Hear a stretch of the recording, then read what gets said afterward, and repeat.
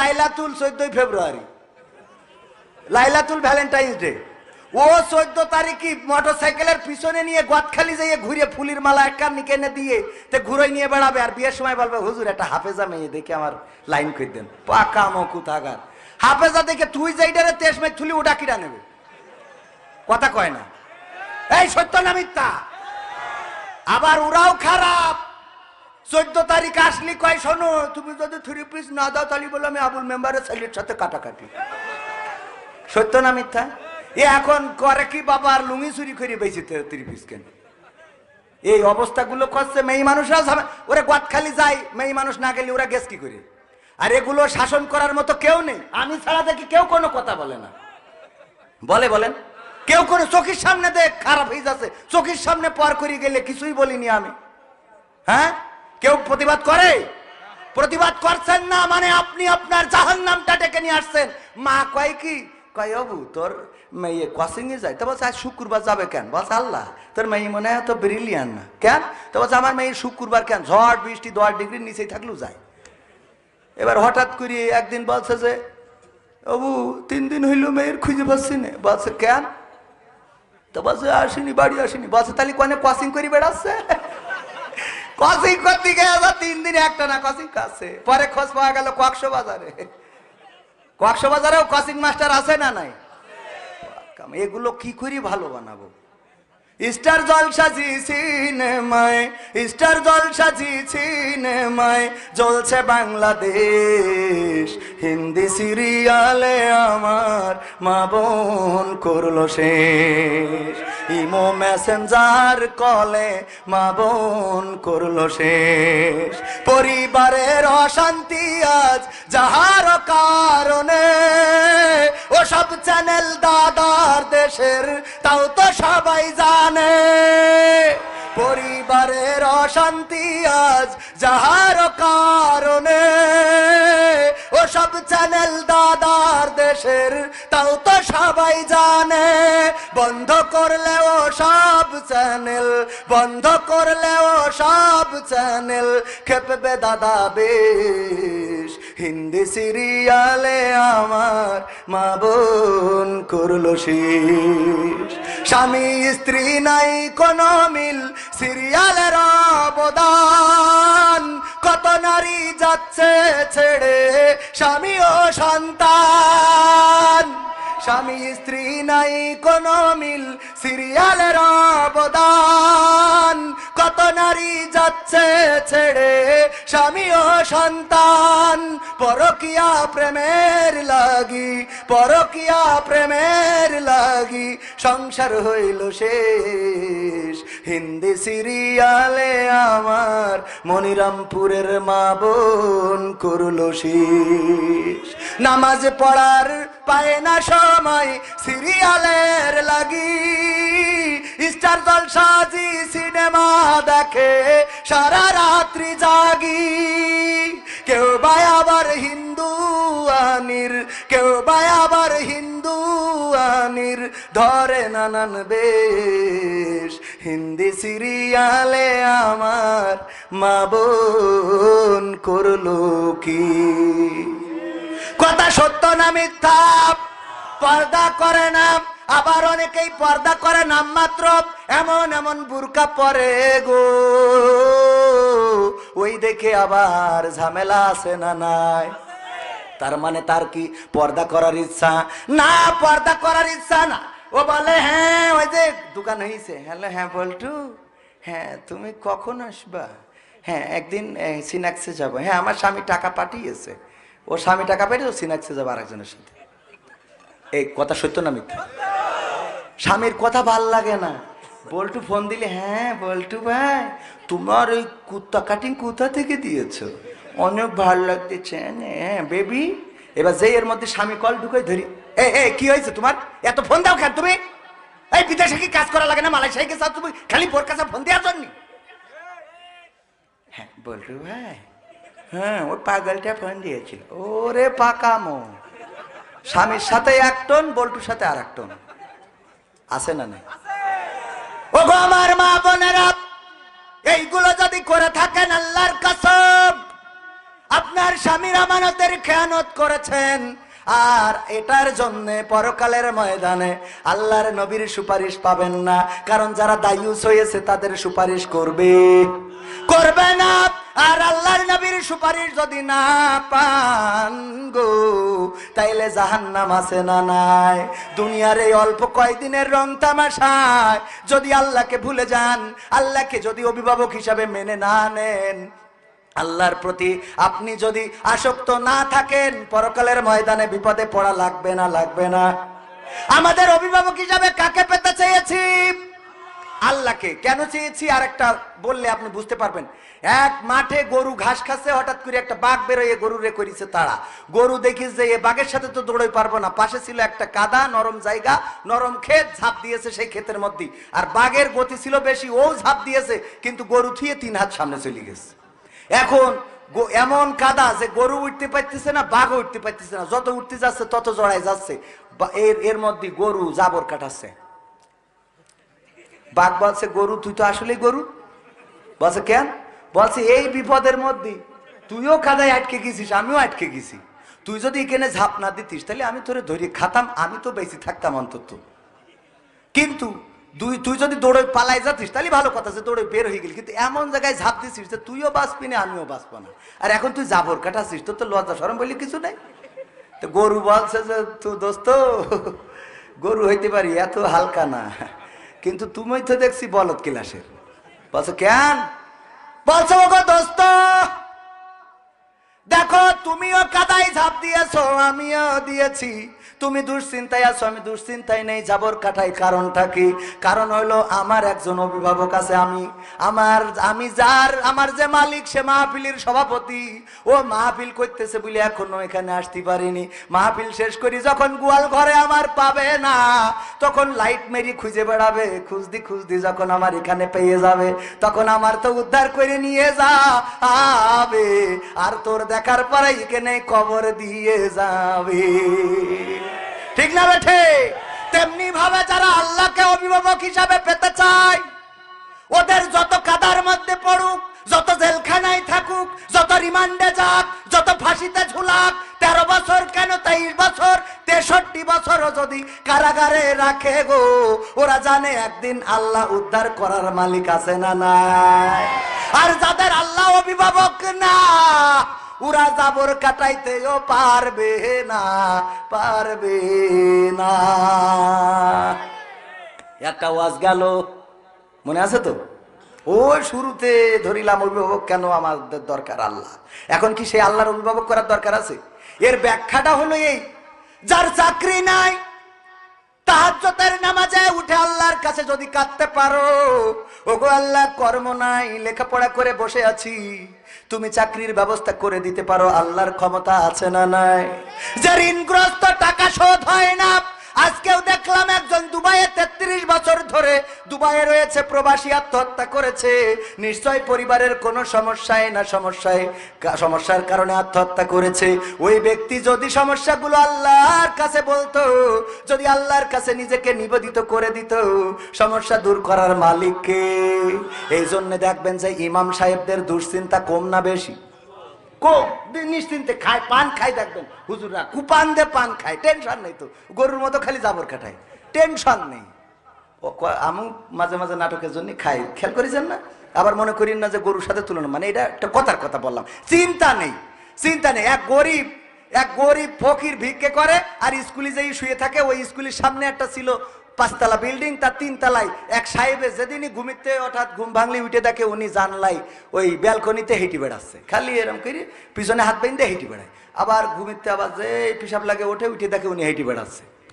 তো একদিন ফকিরের চিন্তা হয়েছে, আশ্চর্য ব্যাপার, ঘুমিতে উঠলেই দেখি উনি হেঁটে বেড়ায়, কে সারা রাত ঘুমায় না কেন? তো ওনার কাছে গেছে, যেই বলছে যে এই যে সাহেব, আমি তো ফকির মানুষ, আপনি এই যে ঘুমান না সারা রাত, পায়চারি করেন, কি সমস্যা কি আপনার? তো বলছে যে তোমার কি প্র্যাকটিক্যালে বুঝাইনো লাগবে? তা বলছে একটু বুঝলি ভালো হইতো। তা বলছে কি করো? ভিক্ষে করি খাই। তা বলছে আমি তোমার এক কাজ করি, তোমার 1 লাখ টাকা দিচ্ছি। তো ওর 1 লাখ টাকা দিয়েছে যে 1 লাখ টাকা নিয়ে যাও। তো ও চিন্তা করছে, বাবা 1 লাখ টাকা, এত ভিক্ষে করি 100-200 টাকাও হয় না, আরে 1 লাখ, আল্লাহ কত বড় লোক। ও এসে ওই রাত্রি যখন স্কুলে ওই শুতে গেছে, খালি মনে হচ্ছে এই টাকা কনে রাখবো, এ তো চোরে নিয়ে যাবে না, বালিশের মধ্যে রাখি। আবার মনে হয় যে ঘুম পড়লি যদি নিয়ে যাই, মনে করছে খেতার তলে রাখি, তো খেতার তলে আমি যেই মুড়া মারবো এই পাশে যদি কেউ দেখি ফেলে, এই টেনশনে সারাটা রাত ওই টাকা নিয়ে মোট ঘুম হয়নি। পরের দিন যাই বলছে যে বাবু এই তোমার টাকা নিয়ে আসলাম, নাও। বলছে কেন? বলছে ওই টাকার মালিক হয়ে রাতের ঘুম হারাম করতে চাইনি। কথা কি বোঝা গেছে? তার মানে টাকা থাকলেই সুখ হয়, টাকা থাকলেই ঘুম হয় না। আল্লাহর প্রতি যারা সন্তুষ্ট থাকে, আল্লাহকে যারা অভিভাবক মেনে নেয়, এদের শান্তির কোনো শেষ। মারাও যদি যায় নিশ্চিন্তে মারা যাবে, কোনো টেনশন নেই। আর যারা বেকায়দা অবস্থা করে বেড়াইছে গো, ওরা মারা যাওয়ার সময় ছেলিগের বলে খুকা আমি তো মারা যাব, আমি মারা যাওয়ার সময় আমার কাফনের কাপড় দিবি, একজনের কবরতে চুরি করে নিয়ে আসবি, নিয়ে আসি কবর দিবি। তা বলছে এটা একটা কথা হইলো, কাফন চুরি করে কবর দেবো মানে? আপনি মরি গেলি সুদ খেয়ে যে টাকা বানাইছেন, আমি মনিরামপুর থেকে কেন যশোরতে ডাইরেক্ট দামি কাপড়ের কাপড় কিনে। বলছে ওরে পাগল, এটার একটা বুদ্ধি আছে। কি বুদ্ধি? বলছে আছে, তোরা পুরোনো কাপনের কাপড় দিয়ে আমার কবর দিস দিন। তা বলছে আব্বা একটু বলতে হবে। বলছে বলাই লাগবে, বলো আব্বা একটু শিখে রাখি। তা বলছে দেখ দুনিয়ায় তো বুদ্ধিজীবী ছিলাম, বুদ্ধি করি কত দাড়িওয়ালা টুপিওয়ালা তেস মেরে থুয়ে দিছি, ভেরির ভিতরে রেখে দিতাম, সব কথা না বলি। তো এর মধ্যে করতাম, ঝামেলা করতাম, কারোর ফাঁসিতে ঝুলেছি, ওসব কথা না বলি। তো এইসব করেছি। এখন মরি যাওয়ার পরে শুনলাম যে হুজুররা বলে যে জিজ্ঞেস করবে মান রব্বুকা মান দিনুকা মান নাবিউকা। তো তখন আমি তো জবাব দিতে পারবো না, কারণ সারা জীবন তো উল্টো করে বেড়াইছি। তা বলছে তা পুরনো কাপনের সাথে সম্পর্ক কি? বলছে সম্পর্ক আছে। সেটা হইলো ফেরেশতা এসে যেই বসায় জিজ্ঞেস করবে যে মান রব্বুকা মান দিনুকা মান নাবিউকা, আমি কব আমি এই প্রশ্নের উত্তর আর কবার দেবো? তো তখন কবে কবার দেবো? তার মানে তো কব কাপনের কাপড় দেখে বুঝতে পারছো না আমি তো হাইস্কুল লাস না, কাপনের কাপড় পুরো নেই ছিঁড়ে যাতি গেল। আবার এসে জিজ্ঞেস করছে বুদ্ধি খাটবে ওখানে, পাকামো খাটবে। আল-ইয়াওমা নাখতিমু আলা আফওয়াহিহিম ওয়া তুকাল্লিমুনা আইদিহিম ওয়া তাশহাদু আরজুলুহুম বিমা কানু ইয়াকসিবুন। আমার আল্লাহ বলছেন ওই দিন পরকালের ময়দানে আমি মুখে আটা মেরে দেব। কেন মেরে দেব? কারণ আঠা না মেরে দিলি যখন জিজ্ঞেস করে তুমি আসলে কি টিরাকে ছিলে নাকি নৌকায় ছিলে, যেইটা পাস করে ওইটার কয় কথা কয় না। সারা জীবন টিরাকের পিছনে কুপাইলো, যেই নৌকা পাস করিছে বলছে নৌকা জিতবে এবার নৌকা, কথা কয় না। এখন এটার হিসাব নেওয়ার দরকার আছে না নাই? তুই অরিজিনাল এই টিরাক না নৌকা এটা দেখার দরকার আছে না নাই? এই জন্য আল্লাহ মুখে আটা লাগাই দেবে গো, দিয়ে বলবে হাত তোর জবান খুলে দিলাম, কনে মারিল তাই কথা কয় না। কথাটা কি বুঝা গেছে? এটা উদাহরণ, রাজনীতির কথা না বলো, এটা হলো উদাহরণ দিলাম। পরকালে যে যখন বলবেন যে আল্লাহ আমার মতো আল্লাহর ওলি পৃথিবীতে নেই, আমি বিশাল ভালো ছিলাম, আল্লাহ কবে একটু চুপ থাক, তোর হাত মাত খুলে দে দেখি দে কি করেছিস। এইবার যেই খুলে দেবে কবে আল্লাহ মানসির বেড়ায় একটাও রাখিনি, কথা কয় না। কি হবে বেঁচে থেকে অযথা বিদ্যা শিখে যদি না গড়তে পারি শোষণবিহীন সমাজটাকে? কি হবে বেঁচে থেকে? কি হবে ছাত্র সেজে চুমু খেয়ে সনদ খানা যদি হয় বিদ্যালয়টা সমকামীদের আড্ডাখানা? কি হবে ছাত্র সেজে চুমু খেয়ে সনদ খানা যদি হয় বিদ্যালয়টা পরিমণিদের আড্ডাখানা? এর চেয়ে মরাই ভালো দেশ ছেড়ে যাওয়াই ভালো, এর চেয়ে মরাই ভালো দেশ ছেড়ে যাওয়াই ভালো। কি হবে ধোকা দিয়ে বিবেকটাকে? কি হবে বেঁচে থেকে অযথা বিদ্যা শিখে যদি না গড়তে পারি শোষণবিহীন সমাজটাকে? কি হবে বেঁচে থেকে? কি হবে যুবক নামের বোঝা হয়ে এই ধরাতে যেখানে মা বোনেরা ধর্ষিতা হয় দিনে রাতে? কি হবে যুবক নামের বোঝা হয়ে এই ধরাতে যেখানে মা বোনেরা ধর্ষিতা হয় দিনে রাতে? যৌবনের সার্থকতা ঘুষিবে সকল ব্যথা, যৌবনের সার্থকতা ঘুষিবে সকল ব্যথা। পারো যদি বলি দিতে মানুষরূপী পশুটাকে, পারো যদি বলি দিতে মানুষরূপী পশুটাকে? কি হবে বেঁচে থেকে অযথা বিদ্যা শিখে যদি না গড়তে পারি শোষণবিহীন সমাজটাকে? কি হবে বেঁচে থেকে? কি হবে লেখালেখি কলমবাজির ওই মহড়া সমাজের আসল চিত্র যদি না যাই তুলে ধরা? কি হবে টিভি চ্যানেল সাংবাদিকের এই ক্যামেরা সমাজের আসল চিত্র যদি না যাই ভিডিও করা? যদি ওই ঘুষের বলে কলমটা উল্টো চলে, যদি ওই হ্যালো কলে এই হ্যালো, যদি ওই হ্যালো কলে ক্যামেরা উল্টো বলে, তবে কি যাবে রোখা দুর্নীতিকে? যাবে? তবে কি যাবে রোখা দুর্নীতিকে? কি হবে বেঁচে থেকে অযথা বিদ্যা শিখে যদি না গড়তে পারি শোষণবিহীন সমাজটাকে? কি হবে বেঁচে থেকে? কি হবে নামাজি রোজা ইমানদারির বড়াই করে কোরআনের কর্মীগুলো থাকে যদি কারাগারে? কি হবে নামাজি রোজা ইমানদারির বড়াই করে কোরআনের কর্মীগুলো থাকে যদি কারাগারে? মসজিদের কোণে বসে জিকির যত করো খুশি, মসজিদের কোণে বসে তাসবিহ যত টানো ঠেসে, এভাবে যায় না পাওয়া আল্লাহকে। যাবে? এভাবে যায় না পাওয়া আল্লাহকে। কি হবে বেঁচে থেকে অযথা বিদ্যা শিখে যদি না গড়তে পারি শোষণবিহীন সমাজটাকে? কি হবে বেঁচে থেকে? কি হবে আলেম হয়ে ইমাম সেজে মসজিদেতে পারো যদি সত্য কথা উচ্চ স্বরে না বলিতে? আছে না নাই? অনেক আলেম আছে হক কথাগুলো সত্য কথাগুলো চাপা দিয়ে রাখে, বলে না। আবার অনেক আলেম আছে সত্য কথা বলতে গেলে তার ইমামতিও থাকে। এমন কমিটি আছে না নাই? হুজুর ওয়াজ শোনাবেন, আজকে আপনি আলোচনা করবেন ইব্রাহিম আলাইহিস সালাতু ওয়াস সালামের জীবন নিয়ে। তার জীবনের কথাগুলো শুনতে চায়। ইসমাইল আলাইহিস সালাতু ওয়াস সালামকে পাইলো 80 বছর বয়সে। ঘটনাটা ভুলে গেছি, একটু মনে করে দেবেন হুজুর। সভাপতি বলেছে, হুজুর যখন ওয়াজ করেছে ইব্রাহিম আলাইহিস সালাতু ওয়াস সালামকে নিয়ে, বলেন নমরুদের কথা আসবে না? আসবে না? কথা কয় না। নামাজ শেষে সভাপতি ডাকছে, হুজুর এদিকে আসো। হুজুর এই চাই আলোচনা করতে বললাম কি আর করলেন কি? বলছে কেন? বলছে আমি আপনাকে বললাম হুজুর আলোচনা করবেন ইব্রাহিম আলাইহিস সালামের জীবন নিয়ে। বলছে আমি তো তাই করলাম। বলছে তাই করলেন আপনি? আপনি তো সারা জীবন দেখলাম আলোচনার মধ্যে খালি নমরুদের কথা কন, খালি। বলছে নমরুদের কথা কই, এটা তো বলতেই হবে, না বলি তো ইব্রাহিম আলাইহিস সালামের জীবন বলা যায় না। বলছে বলেন, তাতে অসুবিধা নেই, কিন্তু যখন নমরুদের কথা করছিলেন বারবার দেখছিলাম আমার দিকে তাকাচ্ছিলেন। মানে ঝামেলা তাকায় না, ঝামেলা কিসি? কারণ মনে দোষ আছে না নাই? মনে যার দোষ, ওই যে কাঁঠাল চোর ধরা মতো সালিশ ডেকেছে চেয়ারম্যান, বলছে কাঁঠাল কে চুরি করেছো? আমি জানি চোর এর মধ্যে আছে, বিশ্বাস করো, যদি স্বীকার না করো তাইলে আমি কিন্তু প্রমাণ দিয়ে দেব। বলছে যে না, এর মধ্যে নেই নেই নেই। আপনারা ঘটনা জানেন, হঠাৎ করে চেয়ারম্যান বলছে চোর যে তার মাথায় তো কাঁঠালের আটা দেখাই যাচ্ছে। এখন কাঁঠাল যে মাথায় নিয়েছে ও মনে করছে সত্যি কি লেগে আস নাকি, বোঝেননি? এই জন্য নমরুদের আলোচনা করলে যদি তোমার গা জ্বলে, ফেরাউনের আলোচনা করলে যদি তোমার গা জ্বলে গো, তাইলে বুঝে নিতে হবে কাঁঠালের আটা তোমার মাথায় গো। ইব্রাহিমের কথা বলতে গেলে নমরুদের কথা আসবে, মুসার কথা বলতে গেলে ফেরাউনের কথা আসবে, আবু জাহেলের আল্লাহর নবীর কথা বলতে গেলে আবু জাহেলের কথা আসবে।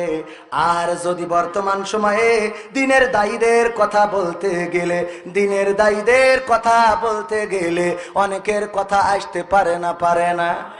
এরা কি ইচ্ছা করে বলা নাকি কোরআন হাদিসের সাথে মিলে যায় না, যায় না? আমি বললাম সংবিধানে রাষ্ট্র ধর্ম ইসলাম আছে বলে তোমার কেন জ্বলে রে বন্ধু, তোমার কেন জ্বলে? কথাটা লাগবে কার? কথা কয় না। কার গায়ে লাগবে? কয় নমরুদের। সেই ধরি কি পড়ালাম আমি, সেই ধরি পড়ালাম কি? বলছে বেহেশতে যাবি, কিডা কিডা হাত তোল। তা সবাই হাত তুলিস, খালি ফজা হাত তুলিনি। বলছে ফজা তুই যাবি না? বলছে না, আমার বাড়ি থেকে ছাগল খাওয়া যাইতে হবে। বলছে কেন? বলছে আমি যদি বাড়ি থেকে ছাগল না খাওয়াই যাই, ছাগল যখন ভ্যাভা করবে না, ও মা বেহেশতে টেনে এনে কুবান চুরবে না আমার। বলছে তোর দে হবে না, তোর বেহেশতে আল্লাহ নেবেও না। তো এখন সেই ধরে বুঝলাম কি, বুঝলো কি, ওরে ইসলাম মুছে দিতে চাইলো মুরাদ ভাই। কথা কি বুঝা গেছে? গেছে